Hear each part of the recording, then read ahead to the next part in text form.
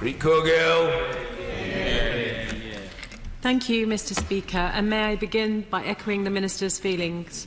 I know that this House is united in our thoughts for the tragic impact of this devastating cyclone, which may be the worst ever disaster to strike the Southern Hemisphere.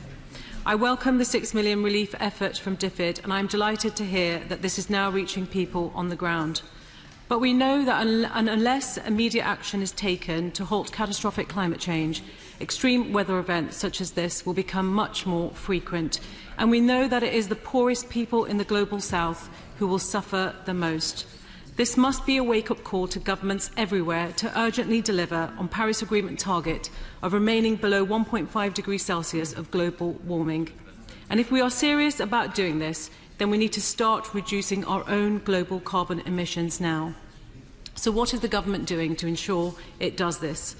And another key component of the Paris Agreement was the commitment to address the devastation caused to poor nations by climate change through funding for loss and damage. What government support is being given to fund this strand of the agreement? And finally, Mr. Speaker, the ability of Mozambique to respond and rebuild from this disaster will be seriously impaired by the country's debt crisis, triggered by £2 billion of secret loans from London-based banks. What action is the government taking to ensure the London banks are held to account for their role in Mozambique's debt crisis? And will she work with partners to relieve the debt burden faced by Mozambique so the country can rebuild? Thank you.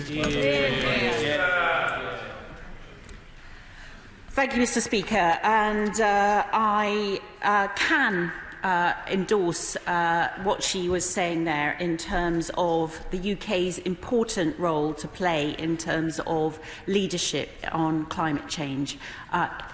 The UK has already committed £5.8 billion during this spending review period to work with our international partners and in international climate finance.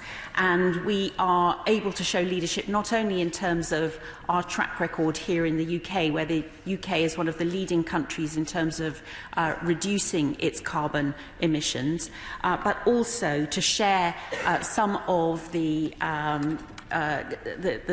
technical skills that we have here in the UK to address it, whether it's in the offshore wind sector, whether it's in the solar mini-grid sector. We hosted an event for African energy ministers only the week before last. In fact, there was a representative there from the government of Mozambique, and through the City of London and the Green Finance Initiative, we have been able to bring in not only our own contribution, but a further $25 billion of climate finance, green finance, in over 90 different bond issues in 7 different currencies so far.